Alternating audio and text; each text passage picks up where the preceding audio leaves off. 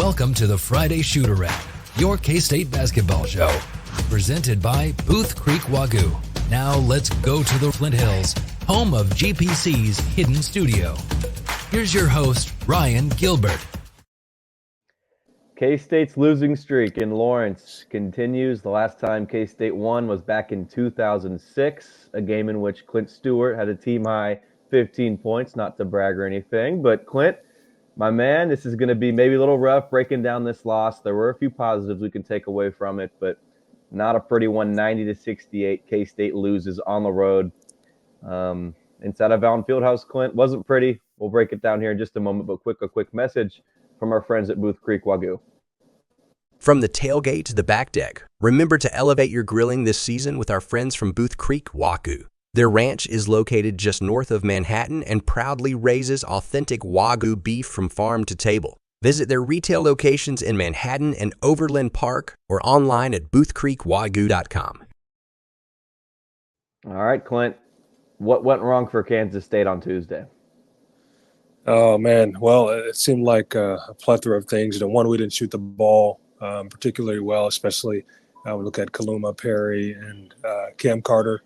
But not only that, I thought defensively we had quite a bit of breakdowns, especially in transition where, KU pushed the ball and got layups and dunks. And, I didn't think we were really good defensively, which, shows in giving up 90 points. So, several different breakdowns. We can't give up those transition points. I think that's really big. We actually took care of the ball decently, especially for us. So that is a positive there. Also, we had some guys come off the bench and score the basketball and play really well. So that's a positive. But we need more from our our three biggest guys, and we got to play a lot better in the next one. I don't know if you saw things in the same lens, but for me personally, I think this loss doesn't really fall on Tyler Perry. He only had 2 points, no field goals. He was 0-6 from the field. And so you look at that, you're thinking, okay, this is on TP, but KU was doing everything that it could to take him out of the game. And you look at what happened back in Bramlage, 26 points from Tyler Perry against the Jayhawks. And so Phil Self, I think, made it a priority to stop Tyler Perry. He was getting double-teamed a lot. And so I think this loss falls on Cam Carter a lot more, and maybe Arthur Kaluma to an extent as well. But, I mean, I don't want to – we don't want to try to bash on Cam Carter, but he's in a slump right now. And it seems like it's something even deeper than a slump. And his body language is poor. And it just seems like off the court maybe something's going on that's maybe a little bit, sort of beyond basketball, if that makes sense.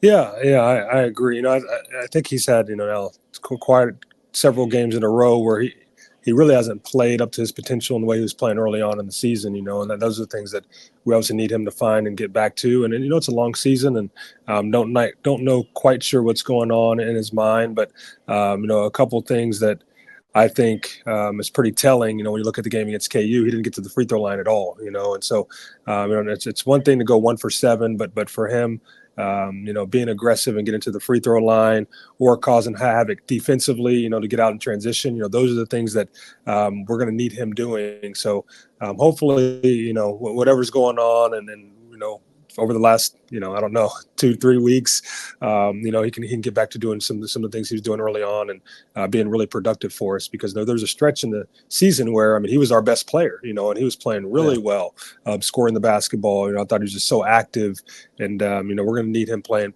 well for us to get some wins here down the stretch. I'm sure you've went through when you were playing, and I'm sure you're coaching guys now, like people go through slumps, you go through stretches where you're just not, things maybe aren't clicking.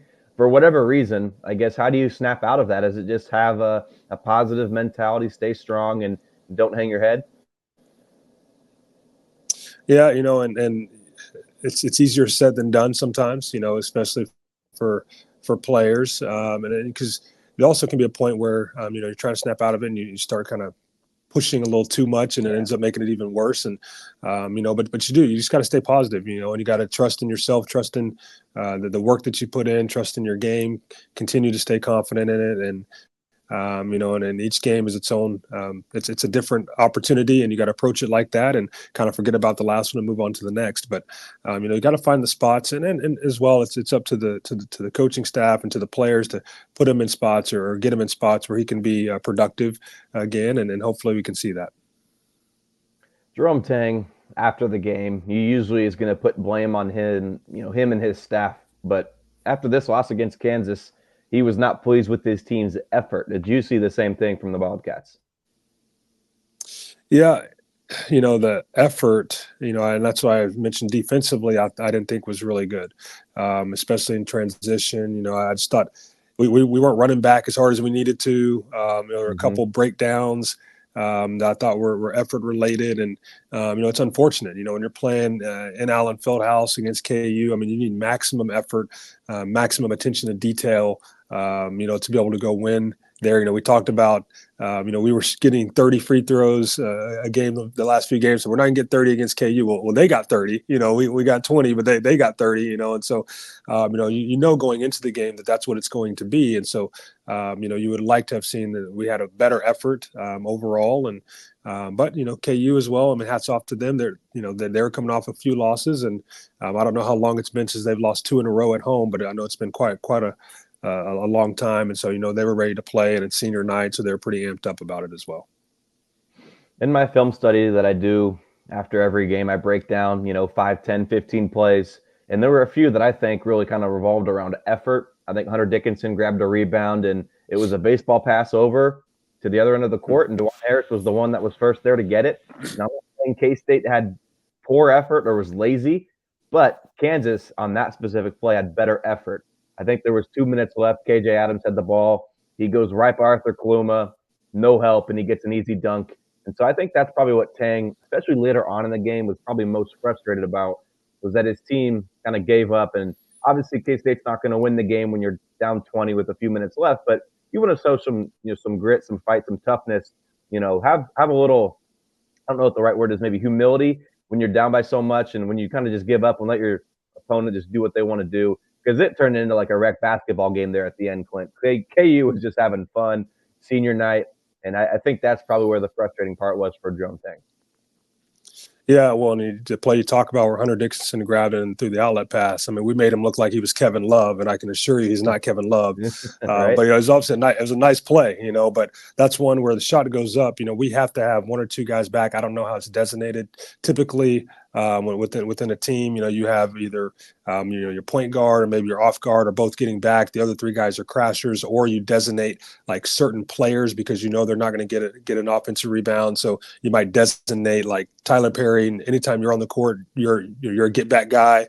Carter, when you're on the court, you're a crasher, and so the guys should know. But obviously, we didn't execute it in that sense. And to give up a full court pass, to lay up, and like I said, it was like Patrick Mahomes to Travis Kelce streaking down the sideline, and like that can't happen. So yeah, Jerome Tang, again, he was negative about this loss, right? He was asked about Will McNair, and we can touch on maybe a positive. Jerome Tang deferred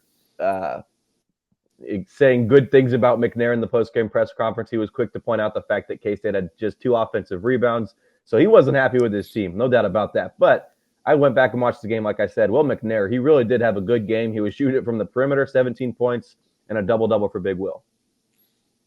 Yeah, he played really well, and he played tough, and obviously, he's going up against Hunter Dickinson, which is a big load to try to be physical with in the paint, and but him stepping out and obviously making a 3, going 1 for 1, that might be bonus, but 10 rebounds, and so I think he came in and did his job off the bench in 25 minutes, and that's a positive thing for him, and part of that too, maybe got a little bit going a little bit early because Colbert went down early, with a slight injury before coming back in, but it was nice to see him. I thought he played up to and even past his potential, in the basketball game, and we're going to need him to continue to play well. I still think, and I've been saying it multiple times now, when he gets the ball in the paint, I mean, I don't know what he's shooting in the paint, but I believe it's a pretty high percentage. It might be in the 65, 70s because he scores it, and he has a really soft shot. So it's something that I think we can utilize here down the stretch.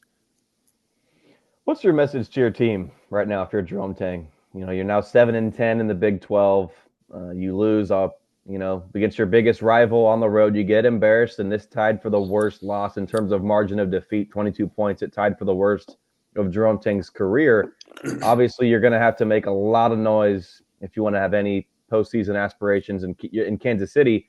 But obviously, a win. We'll dive into Iowa State here later on in the second half. But what's your message right now to your team just to focus, lock back in, despite what the postseason hopes may be. But, it's senior night coming up on Saturday. You want fans to show up. You want to put a good product on the court. Yeah, it's how much do you want it? How much all the work that's been put in throughout the off season and then obviously in the season. How much do you want it? We have one game at home. It's senior night.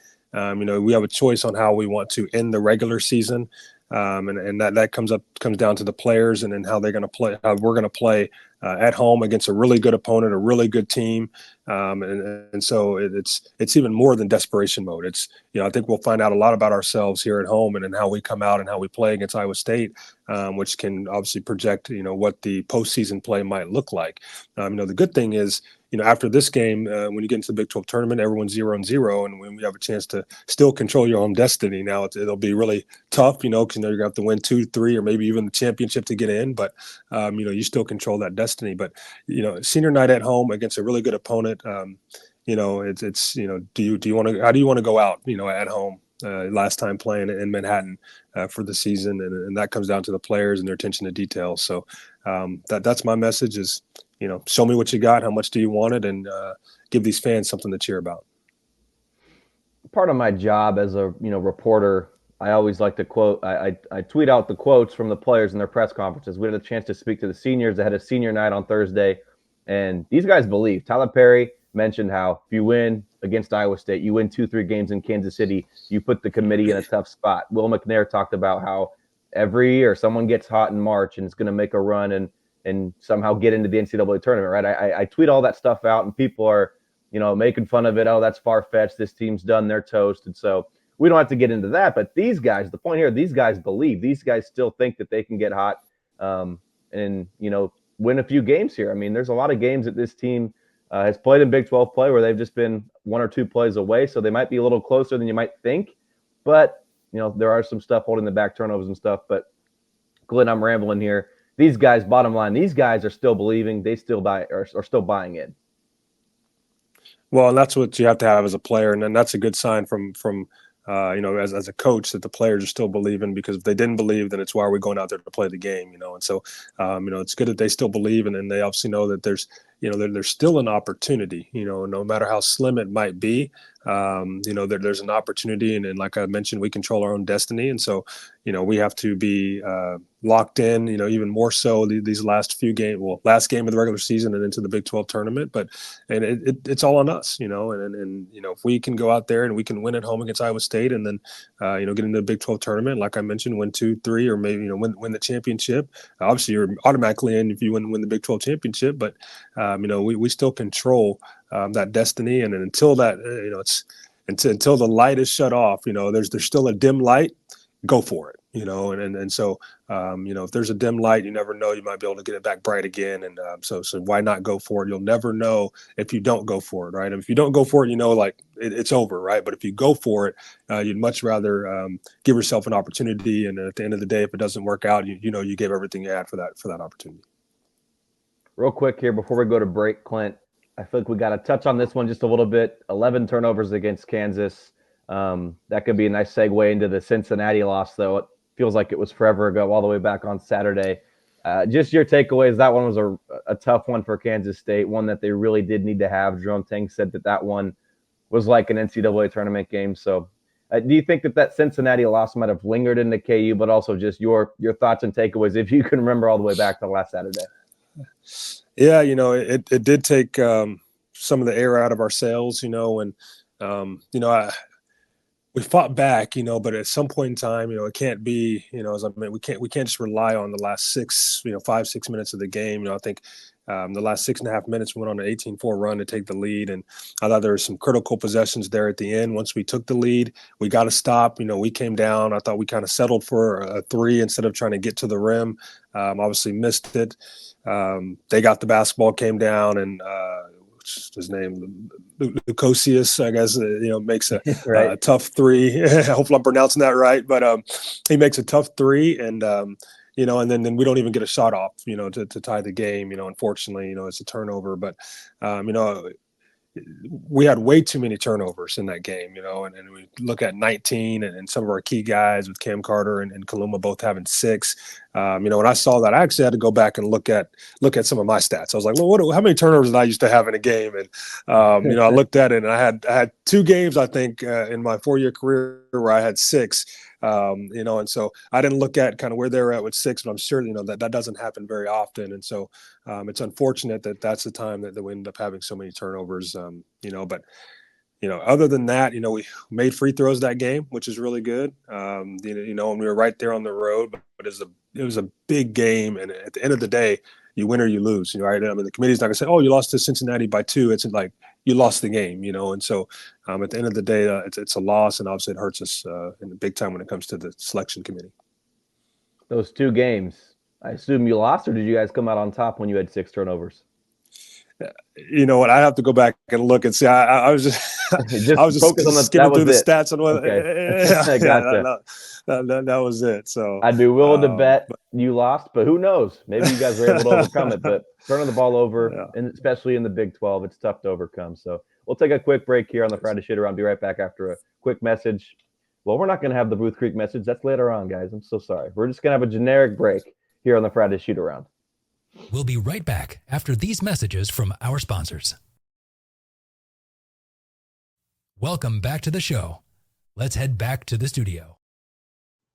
All right, Clint. We've got one more game, of course, Iowa State on Saturday, and then off to Kansas City. We can kind of touch on what this next week looks like. I was joking with you here before the show. My Taco Lucha bartending schedule. I was like, guys, I don't know how long I'm going to be gone. It happens every year when it's time to go to Kansas City, but it could be a one-day trip, or we could be there for 3-4 days if the team gets hot and catches fire.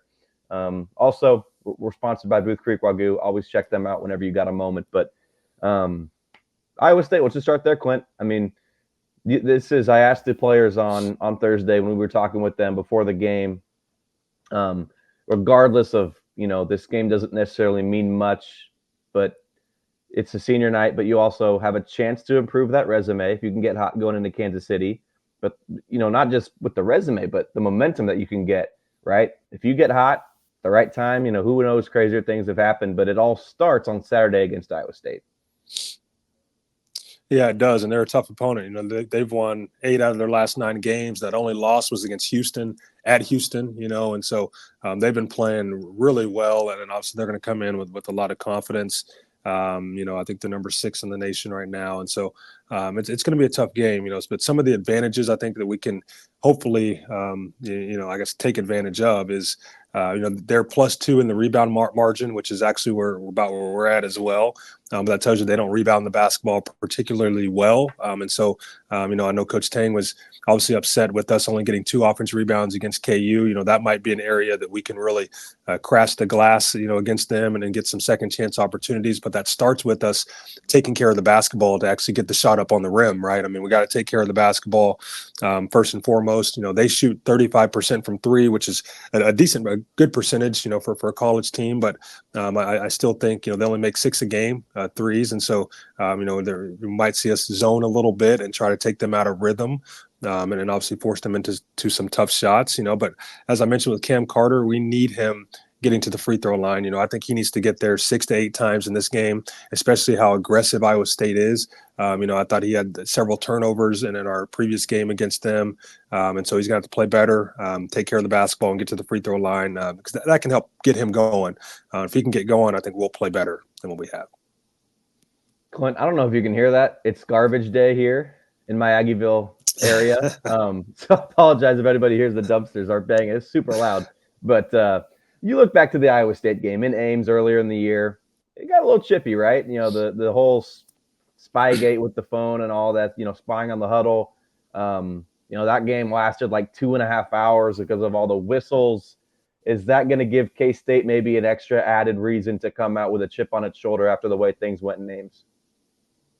Well, I think it's, I don't know if we need any extra added reason to go get this game, but, it's definitely something that you don't forget, right? And as a player, we realized we didn't play, maybe our best game there. Like I said, had quite a few turnovers, and and so you got to come back and hopefully, I don't want to say get revenge, but you definitely want to come back and redeem yourself against a really good opponent, and at home, and hopefully we'll have a really good crowd with it being senior night, and with it being a really good opponent. And so you got to come out with that chip on your shoulder of, hey, we need this game, right? They don't need this game. We have to have it. And if you come out with that kind of attitude and that kind of mindset, and same thing that happened, BY against BYU at home, we jumped on them early. I think it'll be big for us to get out and jump on them early, and then we can, play well down the stretch. I feel bad we didn't mention this earlier on, but the three freshmen, R.J. Jones, Day-Day Ames, Michaela Britch, all got meaningful minutes, and I think they played fine. And I think that this could be a nice building block for them, obviously moving on into the future, but just for this game coming up against Iowa State. We kind of outlined the struggles with Cam Carter. Tyler Perry was unable to get going because he was being honed in on. I think all three of the true freshmen were solid. I'm not going to say they were tremendous or anything like that in Lawrence, but this could be something that they can start to build off of here towards the end of the season. Yeah, it can be. And R.J. Jones, he shot the ball well, went 3 for 5 from 3 in Lawrence. And, I think Day-Day Ames has played well really all season, and kind of picking his spots. And he can get pretty aggressive and driving the basketball and giving us another advantage in that space. So, and then, Michaela Britch, as we see, he's a freak athlete, man. And, when you have that much athleticism, you can make some things happen on the court. So it was good to see them, perform well in that type of environment and that type of game. Their first time playing in Lawrence, and that can only give them confidence here, coming back at home against Iowa State, but it's all about opportunity, and the opportunity, when they get that opportunity, being able to step up and, do what they do and play well, which gives the coaches even more confidence in them to keep them in the basketball game. So, I'd like to see, like I said, Day-Day, I think, he could play even more minutes, I think, than what he's been playing, just because I think he does bring a good element to us, but there's going to be ebbs and flows of that, and so hopefully they all keep their heads up and just ready to contribute, as much as they can when their number's called. Another thing that K-State can kind of build off of was 11 turnovers against Kansas. If you have 11 turnovers against Iowa State coming up on Saturday, you're going to have a good chance to win regardless of whatever else happens. Well, yeah. So let's talk about turnovers. So there's a couple things, right? One is we've only forced 6 turnovers in each of our last 3 games. When you look at KU, Cincinnati, and West Virginia, right? So in the last 3 games, we've forced 18 total turnovers. And if you look at how many turnovers that we've had in the last 3 games, we've had 45, right? And so I think that's a big disparity for us. So we have to take care of the basketball. We know that's really big. And, if you even look back over the entire season of the Big 12, Big 12 regular season, we haven't won the turnover battle since our very first game against UCF, and we won it 13-12, and then since then we've either lost the turnover battle or we've tied. And so, it's a big deal, and that's one of the things that, it tells us that, one, we're turning the basketball over too much. 2, we're not forcing turnovers. And so if we're giving extra possessions to the other team and then we're not getting extra possessions, that's not a good combination. And so we have to do a better job, continue to take care of the basketball. The 11 against KU, I think that's a fantastic number for us. But I think also our defense needs to create some turnovers and make the offense easier, right? We get out and transition and get some easy buckets. That's where Cam Carter is at his best, but if he can't get out in transition and he's going against a set defense every single time, it becomes tough as a player. It becomes tough for Tyler Perry. Like, we have to get out in transition, and that starts with creating some turnovers on our own, and hopefully we can do that against Iowa State. That's good perspective. Everybody knows about the turnovers that this team commits, but they have had one game, and it was the very first one of conference play where they have not lost a turnover battle. That's just, I think, the easiest way. You mentioned getting out in transition, obviously, but also getting to the offensive glass, right? Creating that extra possession that doesn't necessarily show up at all anywhere on the turnover stats. But if you grab offensive rebounds, that's, I don't want to say it's an opponent creating a turnover, but you're stealing the ball, you're stealing a possession away. So getting to the free throw line, you mentioned it, getting out in transition, offensive rebounds. Even if you do have 19 turnovers against Iowa State, there's still ways you can make up for that. Yeah, there is, and I think rebounding is obviously a key. And then we talked about we think we can take advantage because Iowa State doesn't rebound the ball really well. And so for our big guys, if Colbert and McNair and Kaluma and even Carter get in there and get some offensive rebounds and second chance opportunities, then that means we don't have to shoot it at such a high clip to win the basketball game. So and I'll tell you, if we limit our turnovers, plus we win the offensive rebound battle, we will win the game. I mean, it's that simple. We'll get enough possessions to win the basketball game, and so I think those are two keys, and you can bank it. I'm telling you, right? If we win the turnover battle and we get more offensive rebounds than Iowa State, and we lose the game, then I will film myself going and doing, I don't know, 350 push-ups in a row until I pass out or something, and people can laugh. We will win the game if we do that. You got to give me your Phillips 66 quarter zip, okay? There it is. It does not win. There it is. Let's switch gears here to Kansas City. We don't know what day K-State's going to play. We don't know who the first opponent's going to be.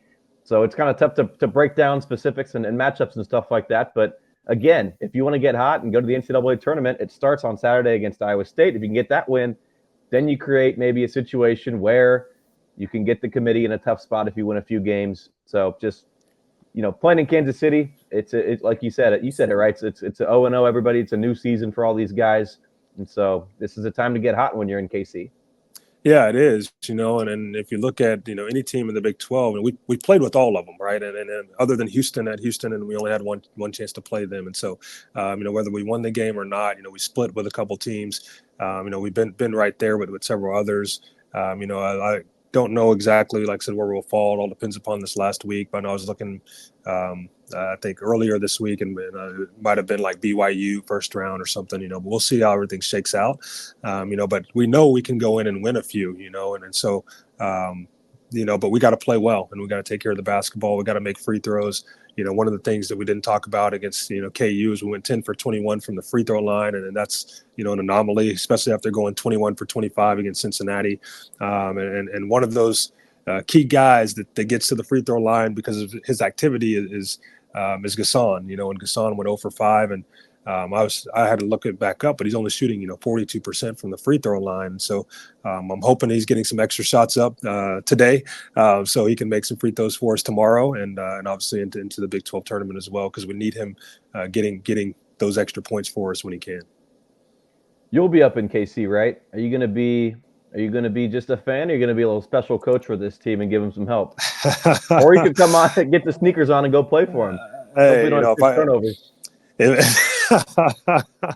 If I could sub in, at this point in my life and this age, I probably would have 6 turnovers. But if I could sneak in and put on a wig or something and change my looks, they don't know who it is, and they got a new walk on, then I would obviously do it. But I'll be there, and I'll be obviously supporting the team for a few days, and like I said, looking forward to watching us hopefully play well and get some wins, and then like I said, we put the committee hopefully at a tough decision to make.